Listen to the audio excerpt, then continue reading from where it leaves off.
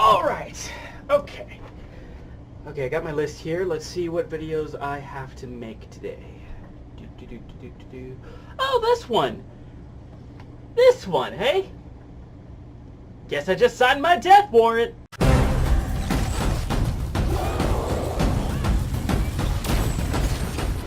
What is Spider-Man's top web-swinging speed in Spider-Man for the PlayStation 4?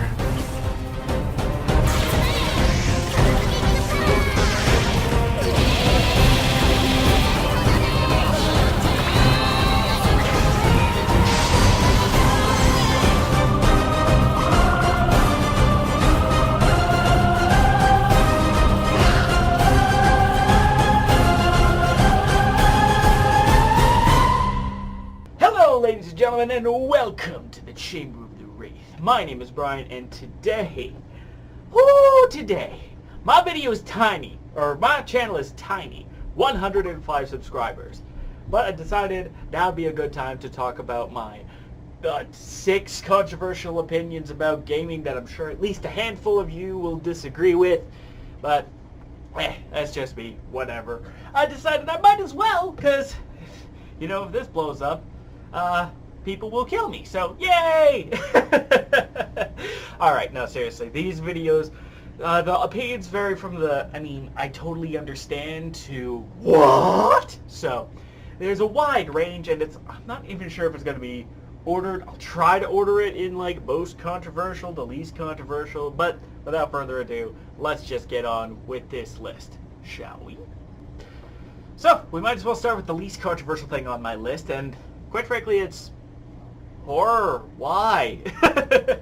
This also kind of expands to just horror movies in general. I mean, the rest of the family's up there watching A Quiet Place, and I opted out to do that in order to make this video. Also because I don't like horror. But, in all seriousness, I just don't understand the appeal of horror. I did make a post about this on Facebook that people have said, oh, there's a reason for this, and there's science that supports it. But that's not going to get me to watch a horror movie because I'm too much of a pansy man. Or play any horror games. I'm just going to be like, ah, too scary, and just run. So horror games are not for me, which is ironic because I really like Alien. Maybe because it's more psychological and less giant guy with machete coming to cut you up, or something like that. I don't know. But that's it. Again, this is my opinion. It's the lowest of the low on this list. Some people will probably be like, "Hey, I don't mind horror either," and others, and even horror fans will be like, "Hey, it's not for everybody." And that's why it's at the bottom here. On to the next item. This is just a matter of personal taste, but where are all of the park builders? I mean, we've got a lot of city builders in games like City Skylines, Avant Colony, and the upcoming Anno 1800. And I've yet to play any, city simulators, so I'm really looking forward to finally having a crack at, say, City Skylines on PS4.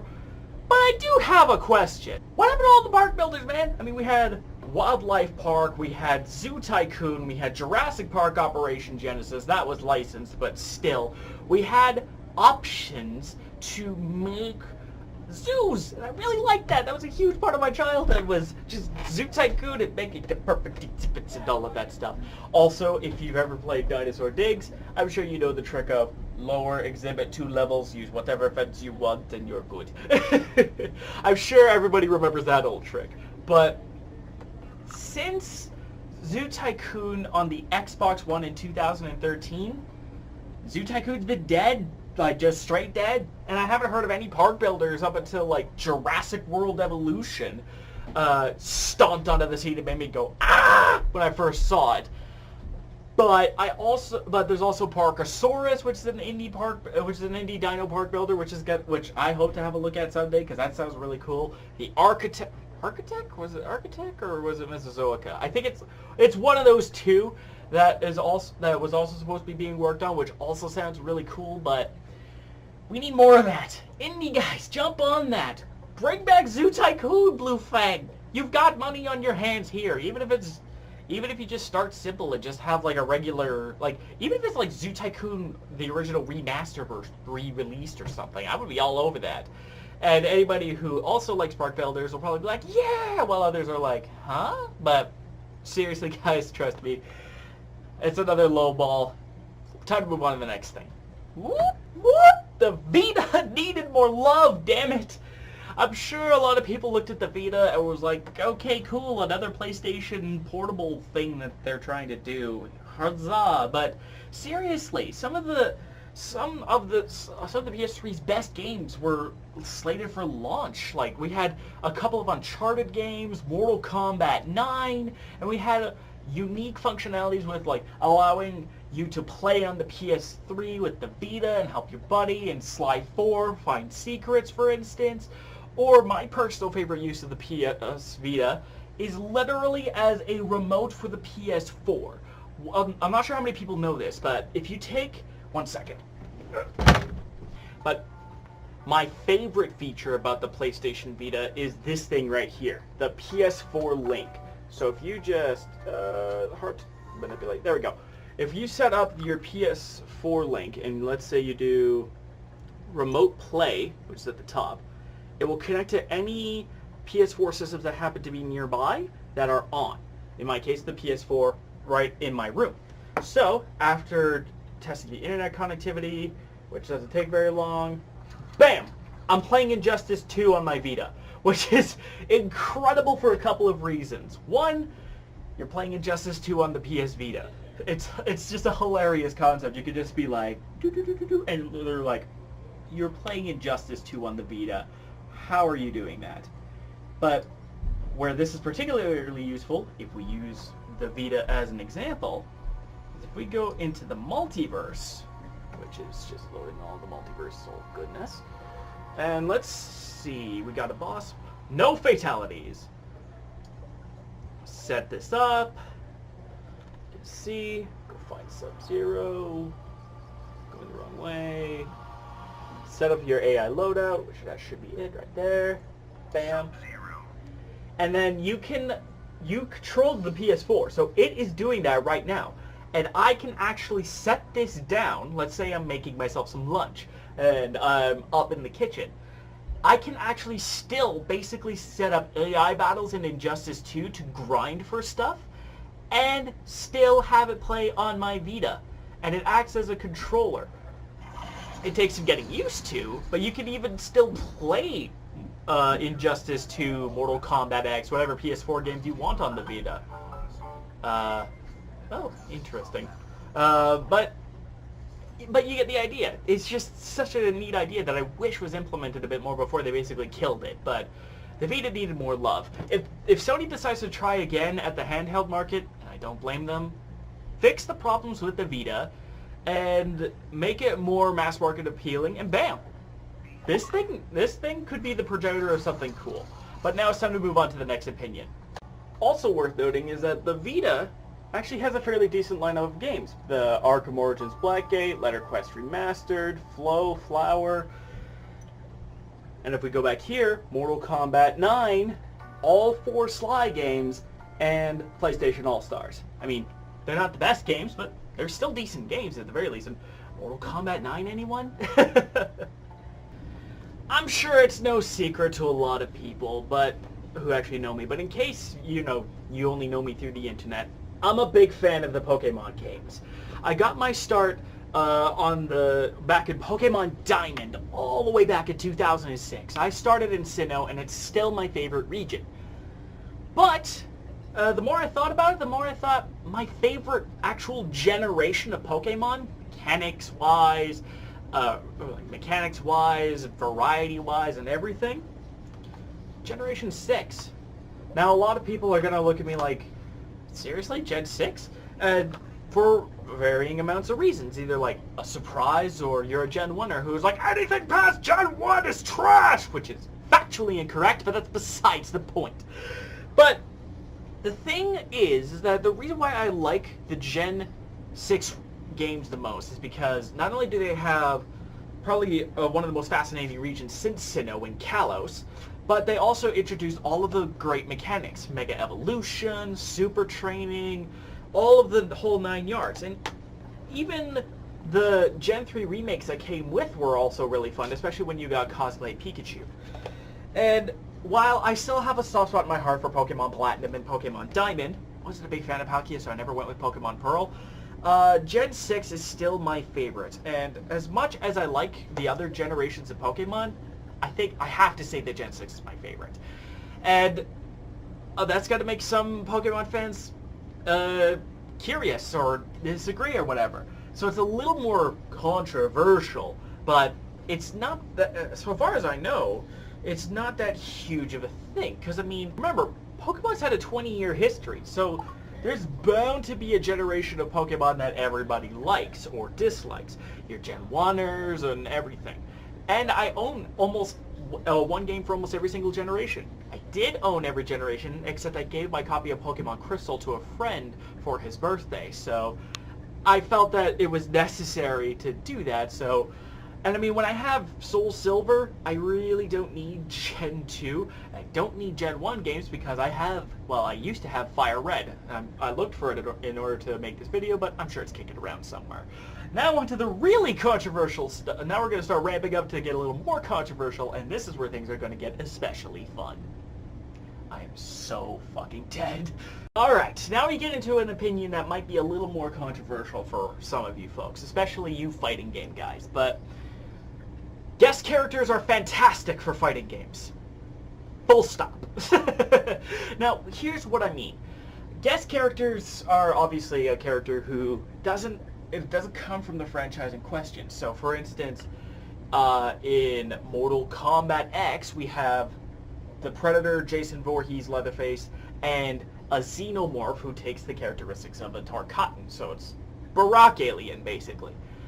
But the thing with that is that a lot of people don't seem to see guest characters, well, at least the vocal people that I often run into, they don't seem to be behind the idea of guest characters, especially in Mortal Kombat, because they want NK guests. And that's okay, or MK guests. They want NK characters to be the DLC, not a guest character. And I totally understand that.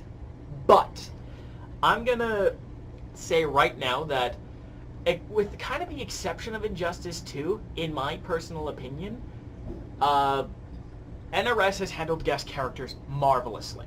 And Smash Bros. Has handled their guest fighters excellently too.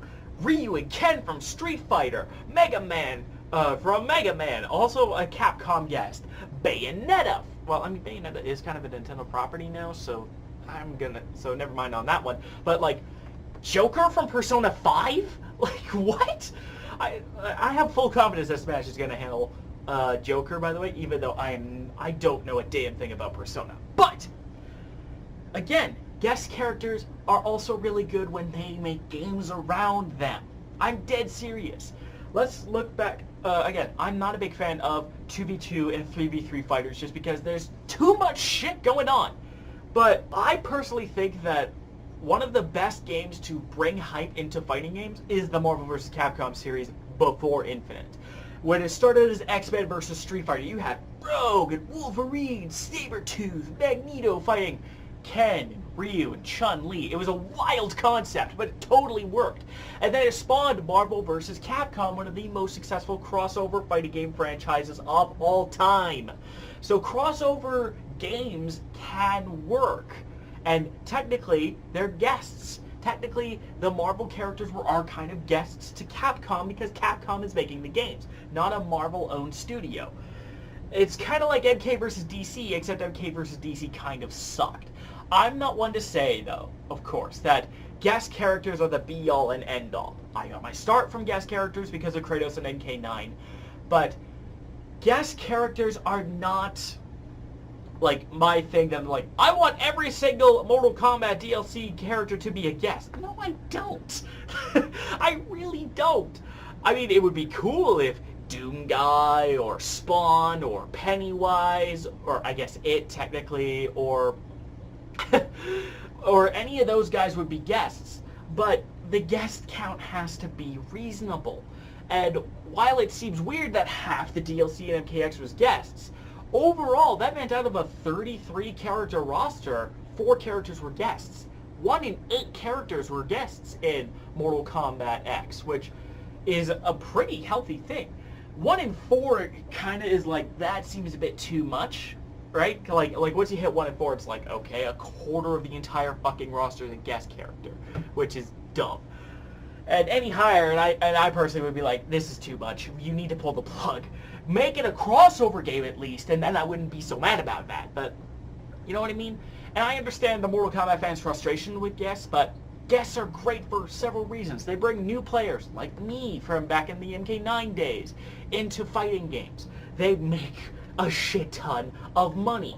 Cross-promotion. If you're a Walking Dead fan, for instance, and you hear that you can play as Negan in this weird fighting game called Tekken 7, I'm pretty sure you'd be all about, like, okay, how does he play? How does he look? Holy crap, that's an actual move from the show. That's fantastic. Guest characters, if handled well, are amazing for character potential in fighting games. Just as long as they fit, too, man. Like, I should probably make a guest character video, if I've not recorded it already, talking about guest characters in Mortal Kombat and all of that stuff. But now we get on to the opinion that I'm sure is going to make some people very, very angry. Please don't kill me over this one. I've got my reason. I don't think microtransactions are intrinsically bad for certain kinds of games. Got your pitchfork sharpened yet? Let me explain.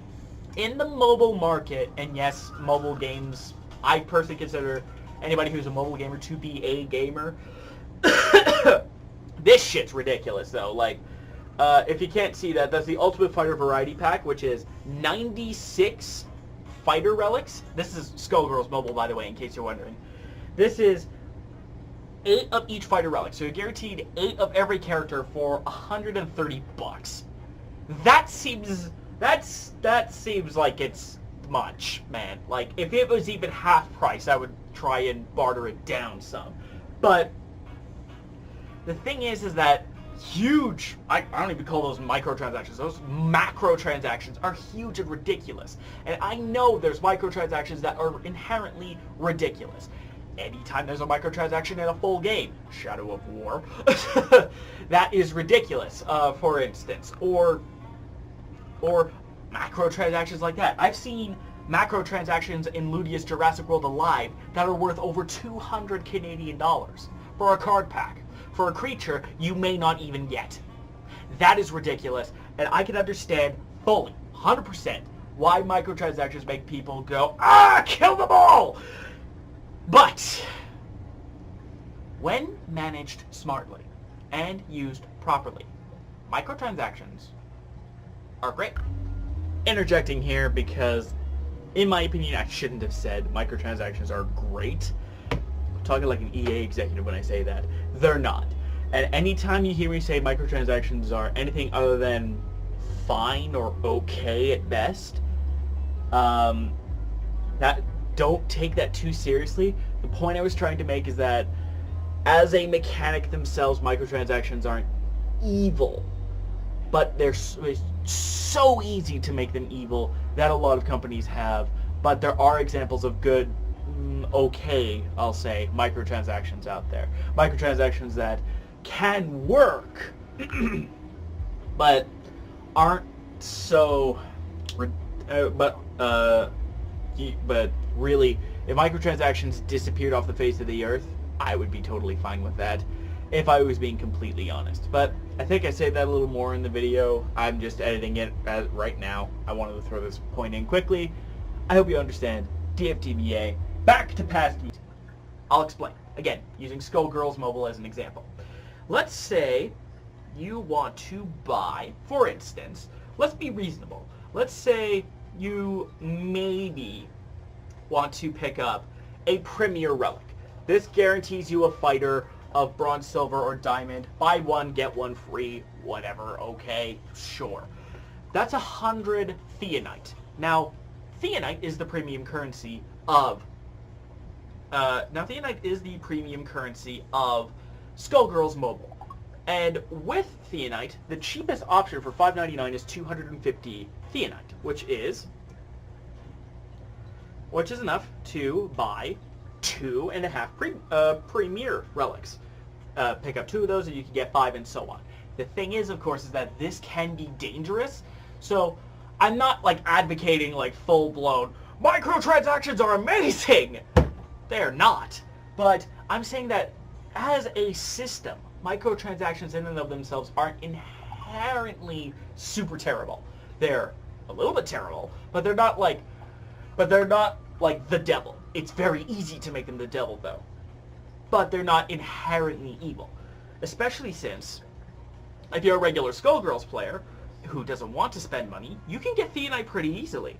Let's take a look at the calendar, if I can find that. Or with this new system right here. This Cabinet of Curiosities right here. This is a new feature that was introduced not too long ago. And you can use your coins to get certain things every day. Moves and things. And even if you have a lot of coins, which are very easy to get in this game, relics. Whole entire relics. I'm going to even pick one up right now. And now I can go and get a new Valentine card.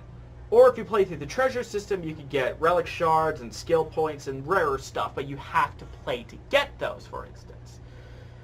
And then you, of course, have your daily missions, which most mobile games have. Today, you can get 40 Theonite, which means that just from the missions, just from the daily missions, which you can cancel in order to try and get better ones, in order to get higher amounts of Theonite, but we'll say 40 is the average. After a little over 3 days, or a little over 2 days, you have enough for a Theonite. Enough Theonite for a premier relic. And it gets even better. Because, where is... I'm trying to find the daily calendar thingamajig for this. I had to go look up an image because I couldn't figure out how to pull it up in the Skullgirls menu without waiting for it to refresh. But, like most mobile games, you have your daily login bonus, which a lot of the time, at the end of the week, you get a couple of different tiers of things, which makes things really cool. You get for like the beginning of the week and Tuesday, like Monday and Tuesday, let's say, you get coins, which build up towards the coins that you can then use to upgrade things and such. And it's again really easy to get coins in the game anyhow. Halfway through the week, usually on Wednesday, you would get a move relic, a free move, neat, of a certain tier depending on how long you've been logging in. Bronze, and then a couple of silvers, and then gold. Then you have a couple more days of coins, and then here's where it gets fun. On day 6, Saturdays usually, you get Theonite, up to 125 Theonite, free premier relic right there, and you can even get free relics, which if at the end of the 24th day, you can get pretty high tier relics at the end of the month. So if microtransactions can be skirted, that's what I'm talking about. Those are the optimum microtransactions, I think. If you have microtransactions in your free mobile game that you do not have to use ever, you just want to chip money every once in a while because you want to speed things along or because you like the developers and want them to keep going, that's one way to do it. That's the best way to do that. And if all microtransactions, perfect world, if all microtransactions were like this, only in free games, reasonable, and you don't have to use them, I think microtransactions would be something quite amazing, relatively amazing. But of course, microtransactions are, as always, have been taken and used in predatory fashions that completely destroy them.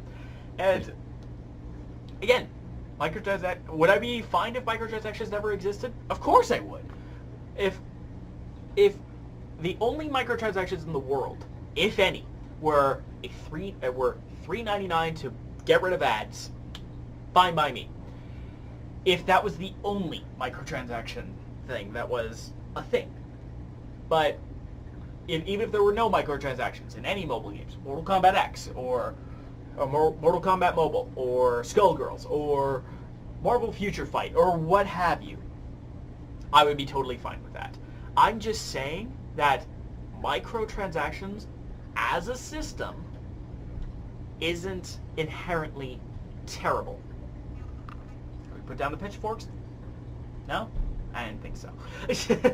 Well, at the very least, I hope you enjoyed this video and have a good reason to get mad at me. I expect the dislike ratio on this one to be ridiculous if it ever picks up, but hey ho, whatever. If you want to comment. If you have controversial opinions of your own, comment down below. I want to share in the roasting. And as always, don't forget to be awesome, folks. I'm a grenade without reason, ready to explode. I'm like a brain locomotive, steaming out of control. I make you a father, or step in line. I'm a bundle.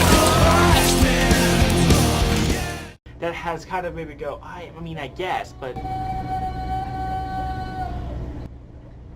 Okay, that was my brother.